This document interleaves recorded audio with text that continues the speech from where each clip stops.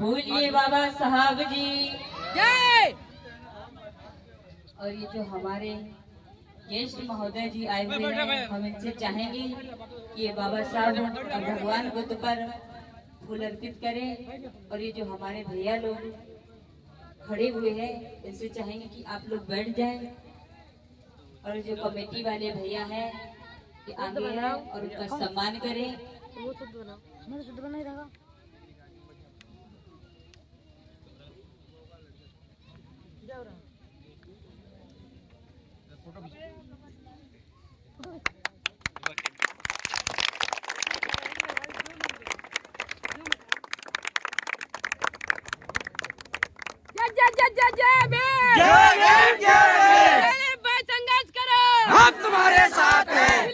संघर्ष करो, हम तुम्हारे साथ हैं। दिलीप भाई संघर्ष करो, हम तुम्हारे साथ हैं। दिलीप भाई संघर्ष करो, हम तुम्हारे साथ हैं। दिलीप भाई संघर्ष करो, हम तुम्हारे साथ हैं। जय जय जय जय जय भीम, जय भीम, जय भीम, जय जय जय जय जय भीम, जय भीम, जय भीम। दिलीप भाई संघर्ष करो, हम तुम्हारे साथ हैं। दिलीप भाई संघर्ष करो, हम तुम्हारे साथ हैं।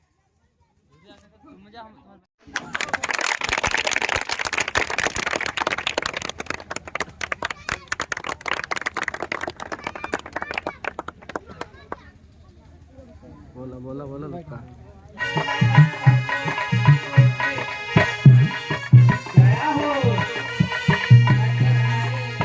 दादी जी की ओर से 21 रुपए प्रदान हो रहे हैं। दादी जी का साधुवाद जय मंगल हो। और हम अपनी दादी जी से यही विनय करेंगे कि हमारी दादी जी यूं ही कुल प्रदान करते रहे। अरे पहले बनना है भगवान ने बुद्ध की, पहले बनना है।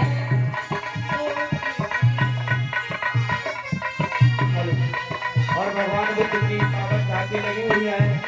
जिन माता बहनों को दान करना है वो चलना है, क्योंकि झांकी बंद होने के लिए जा रही है।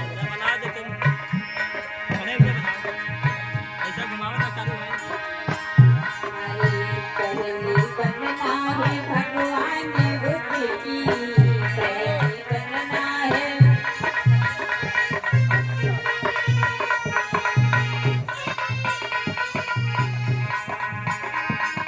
और इस कमेटी वाले भैया कहाँ हैं? दया हो। भगवान बुद्ध की झांकी में तो दान कर ही दो।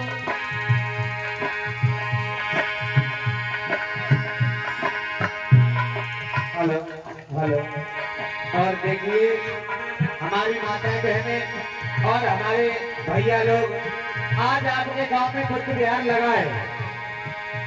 ना तुम्हें संकिसा जाने की जरूरत है, ना तुम्हें बोध गया जाने की जरूरत है। आप चार गांव में आए हैं। आप भगवती को भी किसी बालक का भाग भगवान के रूप में भाई सिटी नहीं है। आज ये भगवान बुद्ध है तो सभी बहनें आएंगी, भैया आएंगे, भगवान के जड़ पुष्प रखेंगे। हमारी कन्या से भजन करना है।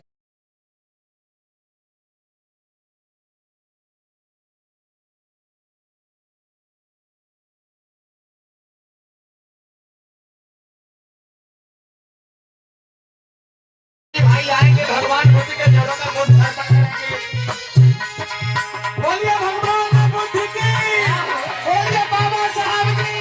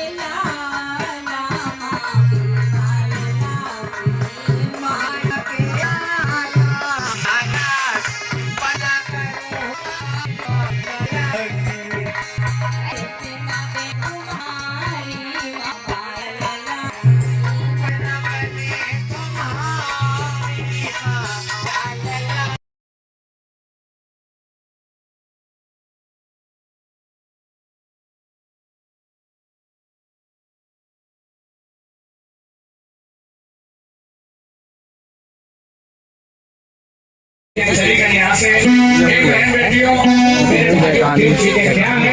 आज में अगर किसी आदमी से तीन चीजें छीन ली जाए तो वो दिखने में तो आदमी लगता है, लेकिन बिना पूछ का 4 पर हो जाता है। वो तीन क्या है?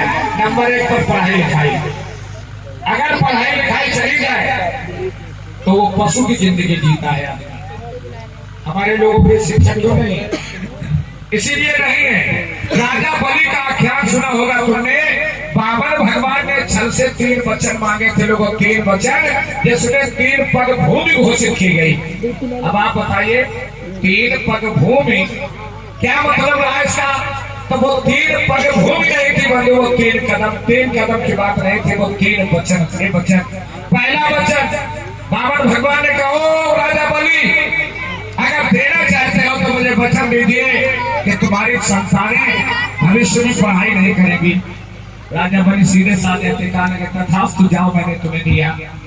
दूसरा वचन है, कहा कि तुम्हारी भागे वाली आने वाली पीढ़ियां शासन सत्ता की तरफ नहीं देखेंगी और हथियार नहीं रखेंगी। तो बंधुओं, आज भी हम लोग देखते हैं हमारे लोग शासन की परिभाषा नहीं जानते हैं और घर घर लाइसेंस से बंदूक भी नहीं किसी के पास है। अब वो अलग की बात है, बड़ी रक्षा सुरक्षा की है। अब तो 10-20 लोग धरे हुए अलग की बात है, लेकिन सरकारी लाइसेंस नहीं है। क्यों नहीं है? आखिर इसके पीछे यही वचन रहा। और तीसरा वचन मांगा था, अगर देना चाहते हो राजा बलि को तीसरा वचन दीजिए कि तुम्हारी संतानें व्यापार नहीं करेंगी, खेती नहीं करेंगे। ये भैया, जब खेती नहीं करोगे, व्यापार नहीं करोगे तो मजदूर हो जाओगे, और जब मजदूर हो जाओगे तो फिर इन्हीं सामंतवादी व्यवस्था के मानने वाले लोगों के सामने हम मजबूर हो जाएंगे। आज हमारे पास खेती नहीं रही, आज हमारे पास मिस्री से लेके कहीं भी किसी शहर में चले जाइए, हमारे पास रोजी रोटी नहीं है। और हमें तो ऐसा लग रहा है कि अगर कहीं मजदूरी ना मिले तो बच्चे पालने मुश्किल हो जाएंगे। बच्चे पालने, ये उस समय की कहानी है जब बाबर भगवान ने राजा बलि के साथ छल किया। तो प्रार्थना होती है, छल छल द्वेष पाखंड छूट, आयन इसके दूर रहे। हमें आप सबको एक ठाननी है बात, पाखंड को मिटाना है। पाखंड कैसे मिटेगा? वो सिर्फ बुद्ध ही मिटा सकते हैं, सबके बस की बात नहीं है। क्योंकि हर धर्म में जादू टोना चलता है, लेकिन बुद्ध के धर्म में कोई भी जादू टोना नहीं है। इसलिए 14 अक्टूबर सन 1956 में परम पूज्य बौद्ध संत बाबा साहब ने नागपुर की पावन भूमि पर कहा था, हे मेरे कभी कुछ नहीं समाज के लोगों, अगर सम्मान चाहते हो तो बुद्ध की शरण में चले आइए। आज सीतापुर की जमीन पर हम जो हमारे मिलने वाले लोग हैं, बहुत से हमारे इधर बहुत अच्छे उपासक हैं। जब भी बात होती है तो सीतापुर में इतनी कथा हो रही, इतनी कथा हो रही, इतनी भीड़ है। आज इतनी भीड़ है, सच्चे मन से अपने आप से पूछो, आप लोग बाबा साहब को जानते हैं, मानते हैं, लेकिन बाबा साहब की नहीं मानते हैं। बाबा साहब ने कहा था, बुद्ध दिखाओ, बुद्ध दिखाओ। क्या आप लोग बुद्ध हो गए क्या? हमें तो ऐसा लगा बुद्ध रह गए, बुद्धू ही गए। कैसे?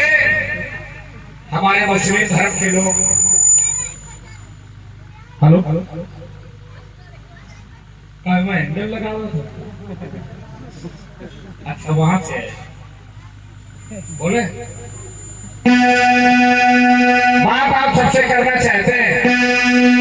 हमारे मुस्लिम धर्म के लोग कितने अच्छे हैं। देखिए, उनके घर की बहन बेटियां 5 बार नहीं तो 2 बार नमाज तो भी अदा करती है। करती है नहीं करती? बताओ। हमारी बहनी बेटियां क्या करती हैं? दिन में 100 बार गाली दे सकती हैं, और गाली सुनना चाहते हो तो जो कंडा नहीं खाते जाते, कंडे को कहते कंडा उपला, तो जहाँ इकट्ठे होते हैं इनके 2 कंडा बोल के आओ, फिर देखो कैसी कैसी गाली देती है। करके देख लो, प्रैक्टिकल है। लेकिन इतनी बहन बेटियां बैठी, इतने भैया लोग बैठे, सच्चे मन से बताओ, वे लोग हाथ उठावे जो सच्चे मन से बाबा साहब को मानते हैं। सच्चे मन वाले हाथ उठावे, सिर्फ झूठा लोग ना उठावे। अच्छा, अगर इसी जगह पर कोई हमारा मुस्लिम भैया होता और उससे अगर कह दिया जाता, सही बताओ तुम सच्चे मन से अल्लाह ताला को मानते नहीं मानते हो, तो छाती ठोक के कहता अल्लाह ताला मेरा है, अल्लाह ताला मेरा है, और मैं अल्लाह ताला को दिल से मानता हूँ। अल्लाह ताला के नाम पर वो लोग अपनी जान कुर्बान कर देते हैं। तो जब आप लोग बाबा साहब को मानते हो सच्चे मन से, तुमने हाथ भी उठाए, तो क्या तुम अपने अपने घर में बुद्ध वंदना करते हो? क्या हाथ उठाओ, अब उठाओ आप। देख लीजिए, ये है बौद्ध के अनुयायी। जय भीम, जय भीम, जय भीम कहते हैं, हरे हरे, अब पौआ लगाते हैं खड़े खड़े। क्या गजब के काम करते हो, ये दोहरी नींद छोड़ दीजिए। अगर जिंदगी में कुछ करना चाहते हो, पौआ लगाना छोड़ दीजिए। बुद्धंग शरणं का उद्घोष। सबके घर में टच वाले फोन है, कौन ऐसा है जिसके घर में टच वाले फोन नहीं? साहब, अगर आपको बुद्ध वंदना नहीं आती है, तो आप अपने टच वाले फोन से बुद्ध वंदना निकाल लीजिए और अपने घर में एक छोटा सा स्पीकर का डिब्बा ले लीजिए, बुद्ध वंदना बजाना शुरू कर दीजिए। करो तो नहीं करोगे, मोबाइल चलाओगे, लुक्का की फिल्में देखोगे। अगर लुक्का की फिल्में देखने वालों तुम्हारे घर में फिर फुक्का पैदा हो गए, अगर फुक्का पैदा हो गए तो जिंदगी में तरक्की कभी नहीं कर पाओगे। चाहे लाख में बुद्ध कथा में बैठे रहो, बैठने से कोई फायदा नहीं होने वाला है। और ये मैं कह के जा रहा हूँ बुद्ध के मंच पर से, अगर कथा को सुनोगे, इस कान से निकालोगे, खाली यहाँ से जाओगे, कुछ नहीं पाओगे। फायदा किसको बता दें? सुरेंद्र जी, बुद्ध की कथा से फायदा किसको है? अगर आप लोग यहाँ ध्यान से सुन रहे हैं, एक एक बात को अपने दिमाग में बसा रहे हैं, आप उस बात पर चलेंगे तब आपको फायदा है, नहीं तो टेंट वालों को फायदा है, साउंड वालों को फायदा है, एलपीजी को फायदा है। 4 दिन पूरे हो गए, 5वां दिन होने वाला। बोलो सही कह रहा हूँ कि गलत कह रहा हूँ? बताइए आप सब लोग, बोलो सही है कि गलत? बोलिए सही है। अगर सही है तो फिर सही काम करो, गलत क्यों कर रहे हो भाई?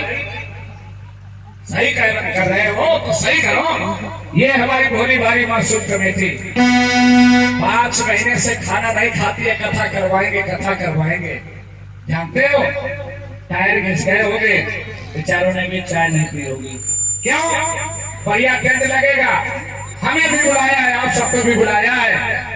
क्या ना तमाशा नहीं बुलाया है? ये पंचायत हो रही है, स्कूल खुला है, स्कूल, ये स्कूल सफल होगा जब आप लोग यहाँ से ये विद्वानों के वचन लेके जाएं। अरे ये विद्वानों के वचन नहीं है, ये हमारे तुम्हारे रहबर के वचन है, ये हमारे तुम्हारे बाबा साहब के वचन है। रोज आप सबसे कहता हूँ कि जो लोग कुर्सी पर बैठे हैं, एक कुर्सी पर बैठने वाले लोगों, इसीलिए कुर्सी मांगने से नहीं मिलती, कुर्सी छीनी जाती है। जानते हो, ये वही कुर्सी है जिनमें बाबा साहब के 4 बच्चों के लगे हैं। ये कुर्सी साधारण मत समझिए, 4 बच्चे बाबा साहब ने अपने खोए हमारे तुम्हारे खातिर। बाबा साहब रात भर सोए नहीं हमारे तुम्हारे खातिर। बाबा साहब के बच्चों की लाश रखी गई, बाबा साहब लंदन गए हैं हमारे तुम्हारे खातिर। ये कुर्सी तब हमारे लोगों को नसीब हो पाई है, इसलिए इस कुर्सी की करुणा रखिए। और कुर्सी के लिए कुछ भी करना पड़ जाए करिएगा। अगर दिल्ली में कब्जा करते हो और लखनऊ में कब्जा करते हो तो ये कुर्सी तुम्हारी सुरक्षित है। अन्यथा कुर्सी ये जो फाइबर वाली है ना, ये तो टेंट से भी मिल जाती है। अगर सब भोगना चाहते हो, लखनऊ और दिल्ली की कुर्सी अपने हाथ में करिएगा तभी भला है। अन्यथा सुनिए कथा, बहुत कथा सुनाते हैं। साहेब जी अरे